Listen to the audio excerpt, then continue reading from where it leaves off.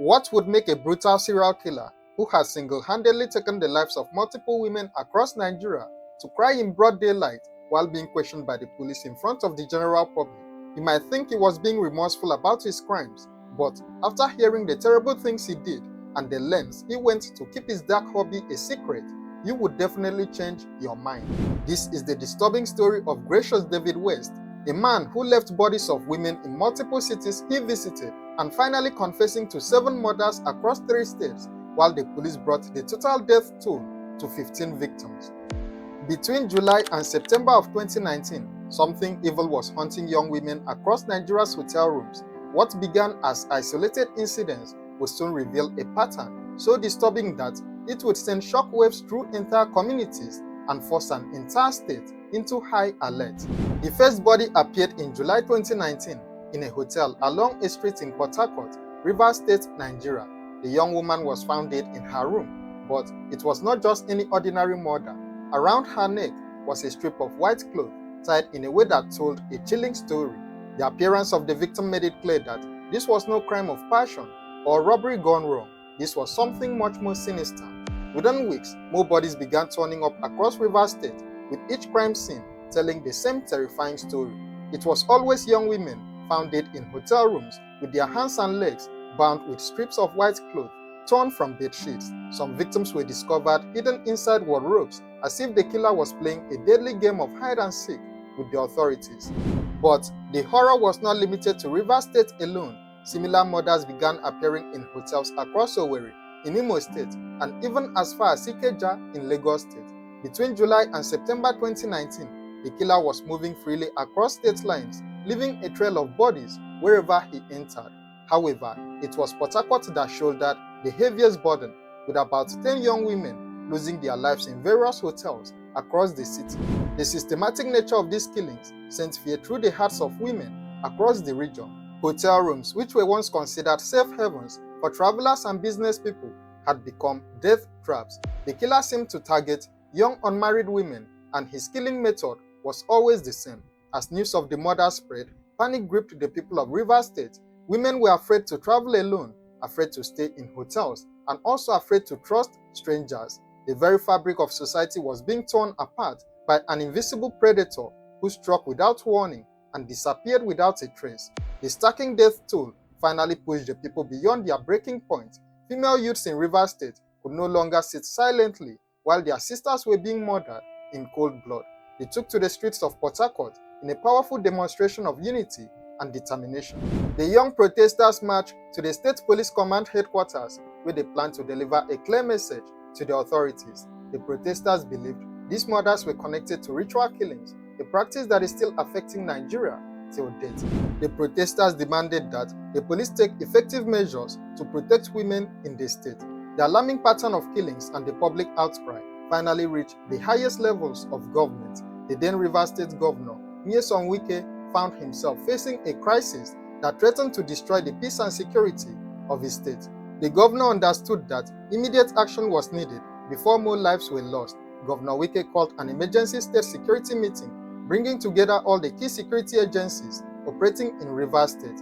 During this crucial meeting, he mandated them to work closely with hotels and their management to implement measures that would put an end to the ugly situation. Following the governor's directive, the then State Commissioner of Police, Mustapha Dandaura, immediately called an emergency meeting with hotel owners across Rivers State. During the meeting, he issued specific directives to them. First, every hotel must install CCTV cameras at least in their reception areas and hallways. Second, hotels must take proper identification details of all guests checking into their facility. These measures were designed to create a paper trail that would help police track suspects and also prevent future murders. The police also announced that hotel managers and staff who failed to follow proper procedures would be charged as accessories to murder. He made it clear that the days of poor security in Rivers State hotels were officially over. While the police were implementing new security measures, the killer was still on the loose, continuously hunting for victims. On the evening of August 18, 2019, a young woman named Benita Etem would come face to face with death itself and somehow live to tell the story. Benita met a man that evening, unaware that she was about to become the target of a predator who had already claimed multiple lives across Nigeria. The man seemed ordinary enough. He successfully convinced Benita, who was understood to be a sex worker, to follow him to a hotel room for the night. Once they were alone in the room, the man's true nature was revealed. Late in the night, when Benita had fallen asleep, the man began his deadly routine. He cut a bedsheet into strips, just as he had done with his previous victims. However, this time, something would go wrong with his carefully planned murder. The killer tied Benita's hands behind her back with the cloth strips, then bound her legs to prevent any chance of escape. He used another strip to gag her mouth, thereby silencing any screams for help. Then, in an act of ultimate violation, he forced himself on her while threatening her with a sharp knife. Benita was living through the same nightmare that had claimed the lives of so many other young women. In a moment of desperation and incredible courage, she managed to loosen the gag from her mouth and then scream from the top of her voice for help. The hotel staff heard her screams and then immediately rushed to investigate. When they broke into the room, they found Benita bound and traumatized, but alive. The killer had fled, but for the very first time, he had left behind a living witness to his crimes. The hotel staff immediately reported the incident to the police, who rushed to the scene to take Benita's statement. Her detailed account would provide investigators with crucial information about the killer's methods, appearance, and behavior. The police asked Benita not to leave the state while they continued their investigation, as her testimony would be vital to catching the murderer. However, Benita, traumatized by her near-death experience and probably fearing for her safety, would not follow this advice. She would later disappear from Rivers State, making her unavailable for the eventual trial of her attacker. Using Benita's statements and other evidence they had gathered from the crime scenes, the police began to piece together a profile of their suspect. The investigation revealed the identity of their prime suspect to be a man from Buguma in Rivers State named Gracious David West. With a name and description in hand, the police declared Gracious David West wanted. His pictures were circulated across social media as everyone remained on the lookout for the suspected serial killer. The breakthrough the police had been waiting for came when one of the hotels that had complied with the new CCTV directive captured something extraordinary on camera. The footage showed a man in a striped t-shirt checking into the hotel with a young woman who would later be found dead in their room. A hotel staff who had been monitoring their CCTV footage immediately recognized the man when they compared his face to the wanted poster circulating online. The resemblance was unmistakable, and it was immediately clear to him that the person in their facility was Gracious David West. The hotel staff quickly clipped the relevant portion of the CCTV footage and posted it online. The video went viral within hours, spreading across social media platforms as people shared the shocking evidence of a serial killer caught on camera. The hotel immediately reported their discovery to the police, providing them with David West's phone number and other details he had used when checking in. Police began tracking his phone signal while they coordinate a massive manhunt across the region. The manhunt for David West was now in full swing, with his face known to every police officer and security agent in the region. On September 19, 2019, members of the Special Anti-Robbery Squad were conducting their routine stop-and-search operation along the East-West Road near Bori in the Ugoni area when they stopped a commercial bus heading toward Uyo in Akwa Ibom State. These officers had no idea that they were about to capture one of the most wanted men in Nigeria at the time. The officers began their standard procedure of offloading passengers for individual searches, checking identification documents, and looking for anything suspicious. As the passengers stepped out of the vehicle, one officer noticed something familiar about one of the travelers. The man was wearing a striped t-shirt and blue trousers, exactly the same outfit that had been seen in the viral CCTV footage. When the officer looked more closely at the man's face, he realized that they had found their target. Gracious David West was still wearing the same clothes he had worn when committing his last known murder. It was as if he believed he could continue his killing spree indefinitely without consequences.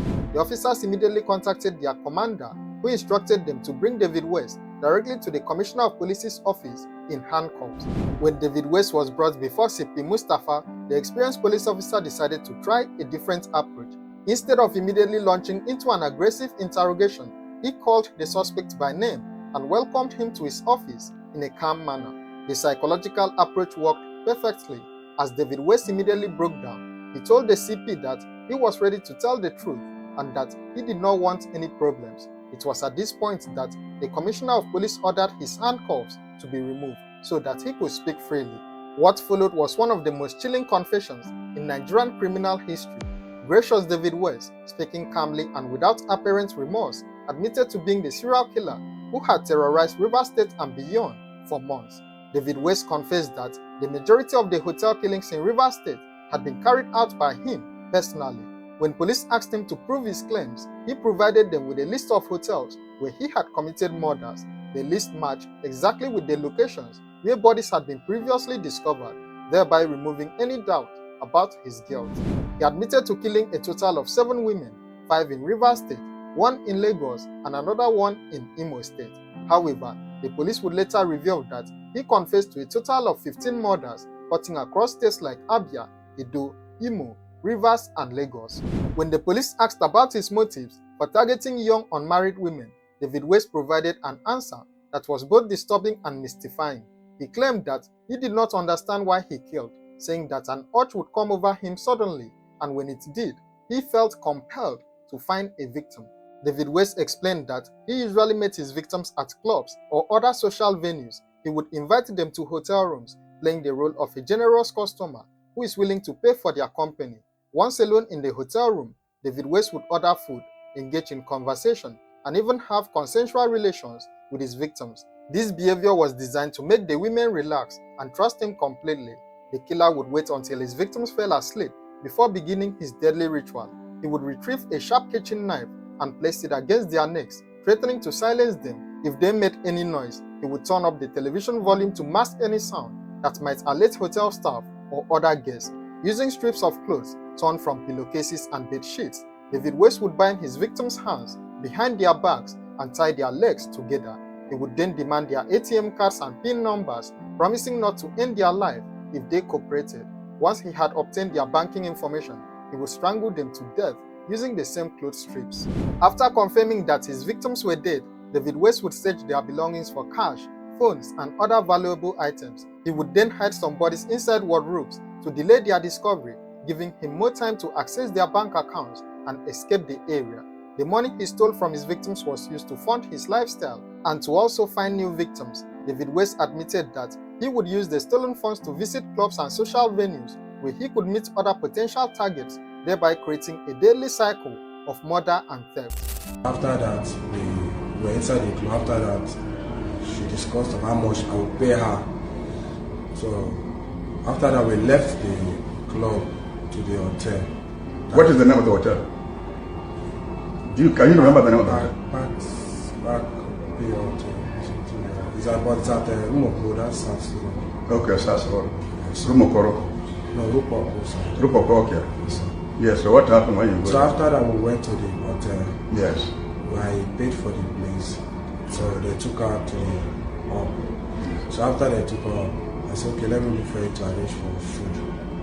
And she will eat myself. So they prepared food and we ate. So after that, we slept till when the day broke by around that 5:30. Yes, 5:30 to let's say 4 or 5:30. So I brought out a knife. She didn't actually know that there was a knife there. So I brought out a knife. That threatened her and let her don't shout. Then she shouted and we used the knife on her. So without fear, she couldn't shout. And by then the television, the volume was Loud. Yes, loud. So she kept quiet, and after that, I used the wrapper to tie her heads on the back, then tie her legs. Which wrapper? Pillowcase. Okay, pillowcase. Yes. Okay, how do you get this girl in the hotel and how do you kill them? Because we have seen similar things, the same modus operandi. Tell us, how do you do the killing when you enter the hotel? What, how, when, and around what time you do this? I buy a knife from this Hausa people, kitchen knife. Kitchen knife? Yes, sir. Those Hausa people that used to push truck. So when we go inside the hotel after eating, after making love, we sleep for some time. So after sleeping, after some time, the girl, I will wake the girl up. But to be unknown to her, when she's sleeping, I will now hold her on her leg. I now use the knife on her leg and let her don't shout. If she shout before that, I will follow the television up. I told her if she shout that I will kill her with this on her leg. So with that fear, the girl would not shout. After that, now I will now remove the knife from her leg. I tell her that let her just cooperate with me. If not, I will kill her. But if she cooperates, I will not kill her. So the girl will now relax. She will not have any dragging with me. I will now tell her that this is what I will do to her.